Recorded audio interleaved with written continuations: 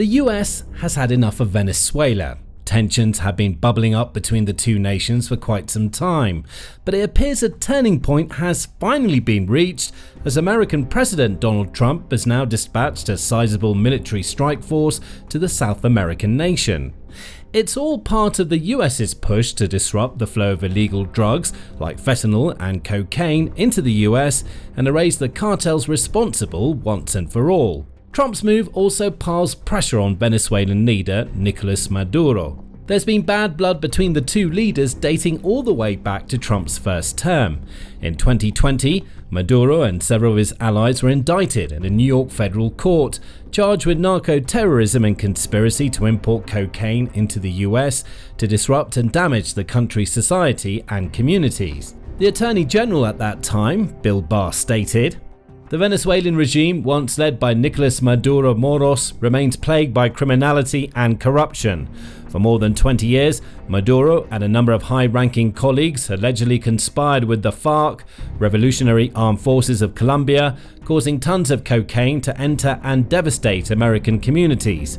Today's announcement is focused on rooting out the extensive corruption within the Venezuelan government, a system constructed and controlled to enrich those at the highest levels of the government. The United States will not allow these corrupt Venezuelan officials to use the US banking system to move their illicit proceeds from South America, nor further their criminal schemes." At the time of the indictment, the US slapped a whopping $15 million reward for any information leading to Maduro's arrest and conviction.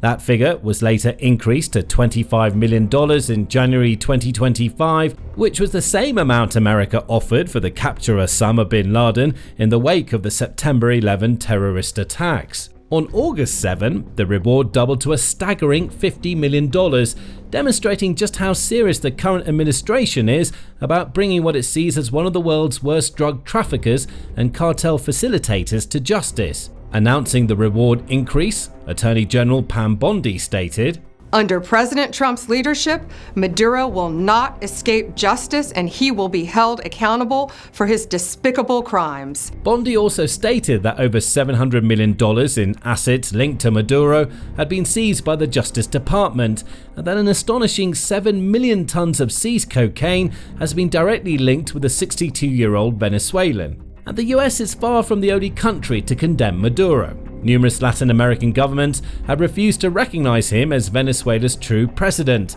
claiming that both his 2018 and 2024 re-elections were shams. The European Union, Canada, and other nations agree. Meanwhile, the Organization of American States, OAS, has alleged that crimes against humanity have been committed under Maduro's leadership, and the International Criminal Court, ICC, has also opened an investigation against him. Now, as well as increasing the reward for his capture, the US appears ready, willing, and eager to go much further to bring Maduro down and take out the cartels, with President Trump taking the big step of ordering an intimidating flotilla of warships and other military assets to set sail for the Venezuelan coast. That flotilla is made up of 3 Arleigh Burke class guided missile destroyers, plus an attack submarine and additional assets. To be more precise, the destroyers in question are the USS Gravely, which was commissioned in 2010 and named after Vice Admiral Samuel L. Gravely Jr., the USS Jason Dunham, also commissioned in 2010 and named after a US Marine Corps corporal, and the USS Sampson, commissioned in 2007 and named after Rear Admiral William T. Sampson. Arleigh Burke class destroyers like these are essentially the backbone of the US Navy and rank as some of, if not the strongest warships in the world. Nicknamed the Swiss Army Knives of the Sea, they're famed for their versatility, capable of carrying out a vast array of missions, including air defense, ballistic missile defense, anti-submarine warfare, surface warfare, and even strike missions on deep inland targets, thanks to their long-range Tomahawk missiles. Arleigh Burkes are also equipped with the iconic Aegis combat system, which is one of the most advanced and powerful systems of its kind in the world. It's capable of identifying and tracking literally hundreds of targets at the same time, including aircraft, ships, missiles, and more. It also has a vast array of advanced sensors and integrated weapons, allowing for the most rapid and efficient responses, which in turn makes Arleigh Burke destroyers formidable opponents in any battle. Arleigh Burke destroyers are also remarkably resilient, more than capable of withstanding attacks from enemy weapons thanks to their thick steel hulls. They're equipped with electronic warfare technologies, including radar jammers to block enemy communications, plus the likes of infrared and chaff decoy launchers to distract and disrupt incoming missiles. So, not only do these ships boast extensive damage dealing capabilities, but also rank highly in terms of survivability and defense, with virtually no major weaknesses to speak of.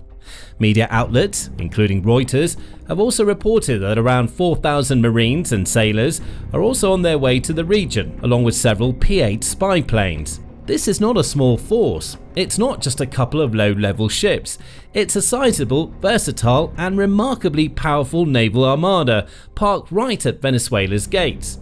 While Trump himself has not yet commented on the deployment, White House spokesperson Caroline Leavitt stated, President Trump has been very clear and consistent. He's prepared to use every element of American power to stop drugs from flooding into our country and to bring those responsible to justice. The Maduro regime is not the legitimate government of Venezuela. It is a narco-terror cartel.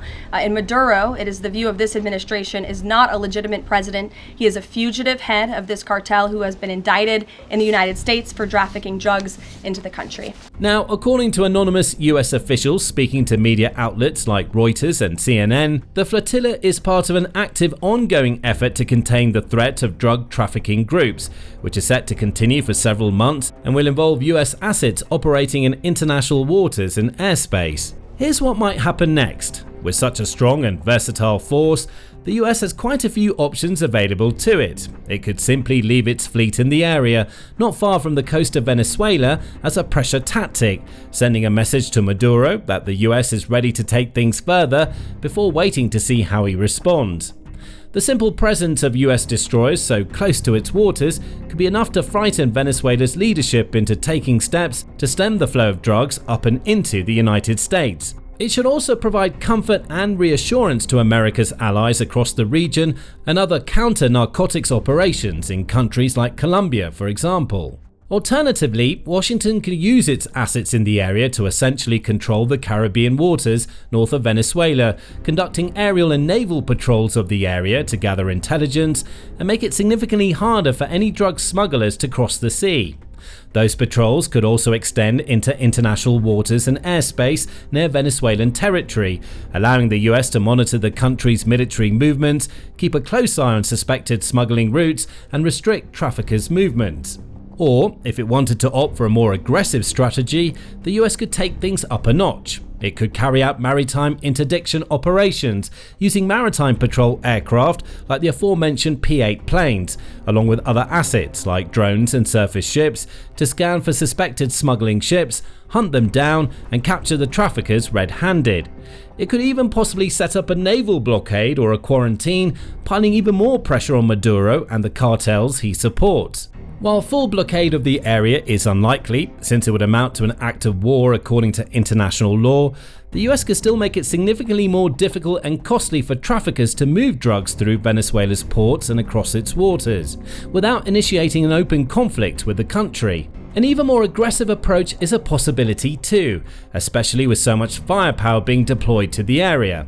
With its huge destroyers, the US military has the capacity to carry out missile strikes on targets, not just in the waters around Venezuela, but also on land. It could, for example, identify smugglers' hideouts or headquarters and wipe them off the map, or even make the call to put boots on the ground, sending some of the 4,000-strong force onto Venezuelan soil. While that might sound like a step too far, the Trump administration has repeatedly suggested it would have no qualms using US military force directly against Latin American cartels, including the Venezuelan Tren de Aragua cartel, which was classified as a foreign terrorist organization back in February, alongside other cartels in Mexico and El Salvador. Earlier this year, Defense Secretary Pete Hegseth stated, "All options will be on the table. If we're dealing with what are designated to be foreign terrorist organizations, who are specifically targeting Americans on our border. More recently, in early August, reports emerged stating that President Trump had secretly signed a Pentagon directive officially ordering the use of military force against certain South American drug cartels, marking the most aggressive step so far in Trump's war against the traffickers. The order is said to provide an official basis for direct military operations both at sea and on foreign land, while US military officials have been drawing up plans for how the army could be used to target drug smugglers and take them out. There are very few precise details about how exactly the US military would go all about this, and experts are already debating what the ramifications might involve. But the crux of the matter is this: the US is evidently sick and tired of seeing illegal substances flow over its borders and poison its people, and it's ready to do whatever it deems necessary, even taking the most drastic of actions, to stop the traffickers in their tracks. That's why the reward for Maduro has risen. It's why Trump has put pressure on Mexican President Claudia Sheinbaum to up the ante and work with the US to crack down on the cartels, and it's why the US Navy is moving this formidable flotilla to Venezuelan waters. Maduro, meanwhile, is seemingly attempting to save face and has ordered the mobilization of millions of militia members in response to the arrival of America's ships, stating, "This week, I'm going to activate a special plan to ensure coverage with more than 4.5 million militiamen from all over the national territory, militias prepared, activated and armed." At an event in Caracas, Maduro also said, "The empire has gone mad and has renewed its threats to Venezuela's peace and tranquility." He continued to proclaim that no empire is going to touch the sacred ground of Venezuela, before going on to state that his country is ready to defend itself. "Let the world know, let the empires know, Venezuela today more than ever has what it takes. That's why we're living in peace, and we're going to continue at peace. We carry the strength of David versus Goliath." Aside from the fact that David beat Goliath, which simply would not happen in this case, the comparison is a fitting one, as Venezuela's army is dramatically smaller and weaker than America's. The US has by far the strongest military in the world, dwarfing almost every other country and even far exceeding its closest competitors like Russia and China in numerous aspects.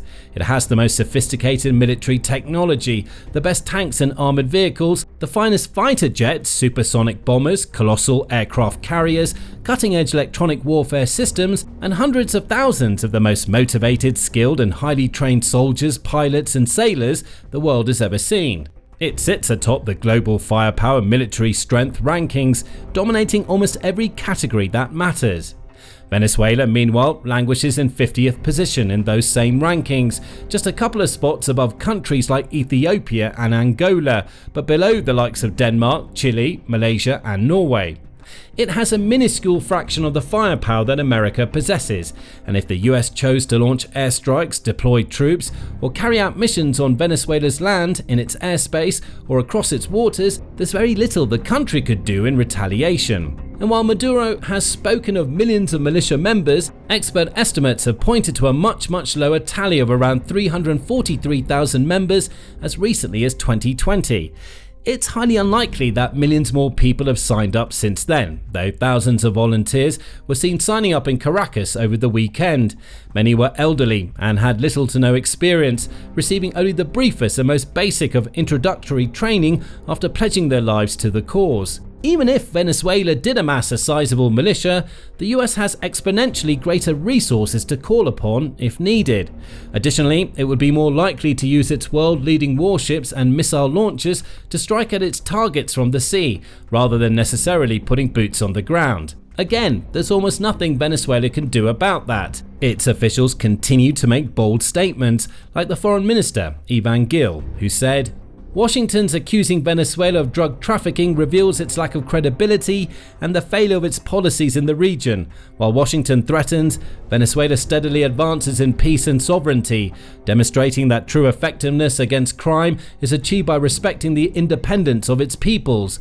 Every aggressive statement confirms the inability of imperialism to subdue a free and sovereign people." The Venezuelan government has also issued a temporary ban on the operation of drones anywhere in its airspace, but none of that would be enough to deter or disrupt an American attack. The only real option Maduro has is to lean on China for support, which is something he's clearly been trying to do in recent days. At a recent event, for example, while giving a speech about education, Maduro repeatedly mentioned China and its leader Xi Jinping, taking a moment in his speech to show off his Huawei cell phone, said to be a gift from Xi himself. A spokesman for the Chinese Foreign Ministry has also issued a statement in the wake of America's naval movement, saying, "China opposes any move that violates the purposes and principles of the UN Charter and a country's sovereignty and security. We oppose the use or threat of force in international relations and the interference of external forces in Venezuela's internal affairs under any pretext. We hope that the United States will do more things conducive to peace and security in Latin America and the Caribbean region." Knowing his military has no hope of fending off an American attack, Maduro most likely hopes that China will come to his aid, given the fact that the countries share a relatively strong and mutually beneficial relationship.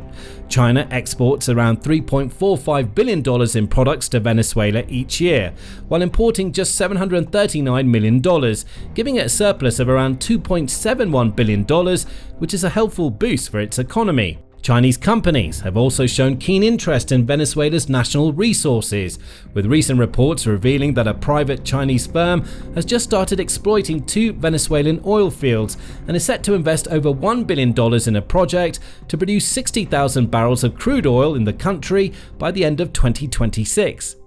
All of that Chinese investment and interest is good news for Maduro. Indeed, it's almost thanks to China that he's even still in power and that his country is not completely collapsed, as noted by Jose Antonio Hernandez Macias, a researcher in Latin American studies. The support that Venezuela has had from China, especially at the economic level, has helped prevent the deepening of this deep economic crisis. At the same time, even though China has showed economic support for Venezuela and sees the country as a useful trading partner, there's absolutely no guarantee that it would actively get involved in the conflict or deploy its military to protect the South American nation, should the US decide to escalate the situation. In other words, it's not because Xi Jinping gave Maduro a free phone that he'd also be willing to enter a war with the US just to defend Venezuela. Indeed, many experts say that Maduro has essentially isolated himself, even from countries that could have been allies in other circumstances, with analyst Gabriel Pastor noting, "China's position is saying something that more or less everyone can expect, but it does not mean that China is going to intervene in the conflict by supporting Venezuela. So, while the Venezuelan president may appear cocky and confident in front of the cameras, he's much more likely to be a nervous wreck behind the scenes, watching the warships get closer and worrying what it might all mean for his regime, his legacy, and even his life." But while Maduro and his cronies must be worrying what the US has in store for them, many of the Venezuelan people are said to be quietly overjoyed with the arrival of the American flotilla. Speaking with Fox News, Venezuelan exile Jorge Galicia stated, "I think many people in Venezuela are extremely optimistic. They cannot really be loud about it because they're facing a terrible criminal regime. If they express their gratitude towards the United States government and towards President Trump for the pressure he's adding against Maduro, they're going to face horrible consequences. That's why you don't really see a lot of expressions coming out of Venezuela. But I have people there. I talk to them. They are happy." In the same interview, Venezuelan political refugee Franklin Camargo noted that the Venezuelan people see the Trump administration and the US at large as one of the main allies in the fight for freedom, adding, "When we talk about Nicolás Maduro, when we talk about the Venezuelan regime, we're not just talking about a government that we dislike or a dictatorship, a soft dictatorship. We're talking about a narco state, a government that produced over 25% of the entire cocaine that is produced in the entire world. It's also a regime that sent Tren de Aragua, the same criminal organization that killed, for example, Lakin Riley, or that killed Jocelyn Nungaray. So there is a need for the American people, for the well-being of the American people in the Western Hemisphere to have a regime change, to stop these cartels. Yeah. So, could a regime change be on the horizon? Will the US crank things up a notch and launch an actual attack on Venezuelan soil in the days and weeks to come? Only time will tell, but one thing is clear. America is very serious about its campaign against the cartels, and the lives of drug traffickers across Venezuela are about to get a whole lot harder. Now, you can learn more about Trump's war on drug traffickers in our recent look at the secret directive the president recently signed, allowing military maneuvers in Latin America. Or check out our breakdown of how an encounter went down between Mexican cartels and the might of the US Coast Guard. And finally, make sure to subscribe to our channel too, so you can be among the first to find out what happens next in this rapidly evolving situation.